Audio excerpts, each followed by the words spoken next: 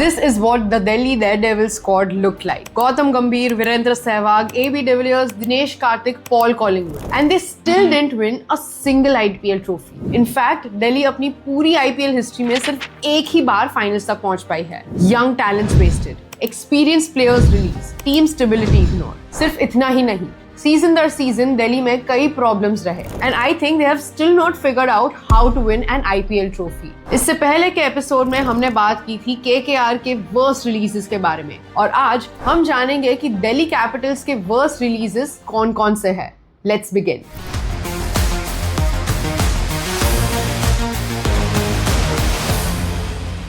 Delhi Capitals IPL की उन teams में से एक है जिन्होंने अभी तक एक भी ट्रॉफी नहीं जीती है. इनफैक्ट वो सिर्फ एक ही बार फाइनल्स तक क्वालिफाई हुए हैं. But the shocking news is Shreyas Iyer जिनके अंडर वो फाइनल्स तक पहुंचे, दिल्ली ने उन्हें ही 2 सीजन बाद रिलीज कर दिया. अब अगर कोई टीम कंटिन्यूअसली आईपीएल नहीं जीत रही है तो उसका कोई रीजन तो होगा ही, राइट? वेल, दिल्ली कैपिटल्स का भी एक मेजर फ्लॉ है उनका प्लेयर्स पर ट्रस्ट ना करना. दिल्ली ने अपनी आईपीएल हिस्ट्री में कुछ ऐसे प्लेयर्स को रिलीज किया है जिन्होंने दूसरी टीम्स में जाके एक्सेप्शनल परफॉर्मेंसेस किए हैं और यहाँ तक कि दूसरी टीम्स को आईपीएल भी जितवाया है. सबसे पहले बात करते हैं Andre the big show Russell की. आईपीएल 2012 में दिल्ली आंद्रे रसल को $450,000 में साइन करती है. 2012 और 2013 मिला के रसल सिर्फ 7 ही मैचेस का पार्ट रहते हैं और उसमें सिर्फ 58 रन ही बनाते हैं. रसल के इस एवरेज परफॉर्मेंस के चलते दिल्ली उन पर ट्रस्ट शो करने की बजाय उन्हें रिलीज कर देती है और बस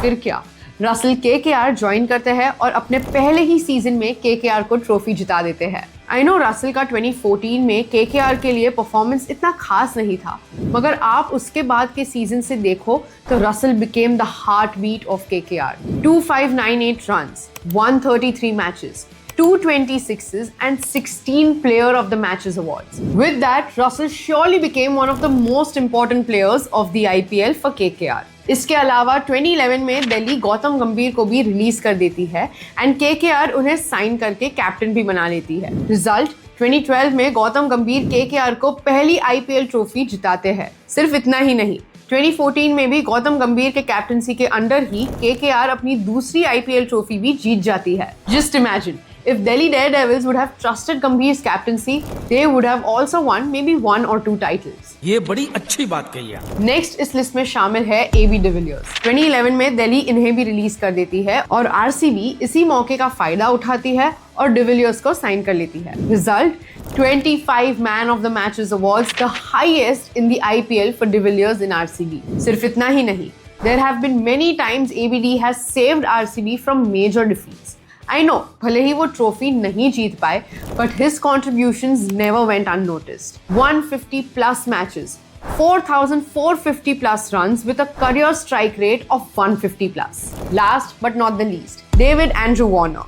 2009 IPL में दिल्ली वार्नर को साइन करती है और उन पर काफी फोकस करती है, मगर उनके 282, 324 और 410 रन्स के डिसेंट परफॉर्मेंस के बावजूद उन्हें रिलीज कर देती है. Sunrisers Hyderabad doesn't shy away from this. SRH Warner को 5.5 crores में साइन कर लेती है and I think this was one of their best moves. Warner approximately 95 matches खेलते हैं and he scores around 4,000 plus runs with an average strike rate of 140 plus. Well, SRH Warner को 2015 IPL में captain भी बना लेती है and in his second season as captain, he led his team to IPL trophy in the 2016 IPL.